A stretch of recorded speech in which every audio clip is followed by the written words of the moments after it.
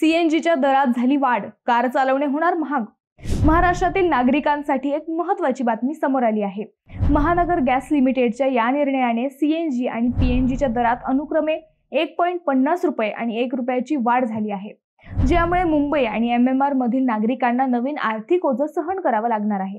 महानगर gas limited MGL CNG compressed natural gas आणि PNG pipe natural gas यांच्या किमतीत वाढ करण्याचा निर्णय घेतला आहे। या निर्णयामुळे महाराष्ट्रातील सामान्य नागरिकांना आर्थिक फटका बसणार आहे। सीएनजीच्या दरात 1.50 रुपये प्रति किलोने वाढ झाली असून आता त्याची किंमत 79.50 रुपये प्रति किलो इतकी झाली आहे। त्याचप्रमाणे पीएनजीच्या दरात 1 रुपयाची वाढ झाली असून तो आता 49 रुपये प्रति स्टँडर्ड क्यूबिक मीटर इतका झाला आहे। ही नवीन दरवाढ 9 एप्रिल 2025 पासून लागू होणार आहे। 9 एप्रिल 2025 पासून लागू होणारी ही वाढ महागाईच्या काळात सामान्य माणसाच्या खिशाला कात्री लावणारी आहे। गॅस सिलेंडरच्या आधीच वाढलेल्या किमती आणि आता ही दरवाढ यामुळे घरगुती आणि व्यावसायिक ग्राहकांवर दबाव वाढला आहे। कंपनीने याला अपरिहार्य ठरवलं असलं तरी नागरिकांसाठी ही वाढ म्हणजे जीवनावश्यक खर्चात आणखी एक भर पडणारी घटना आहे।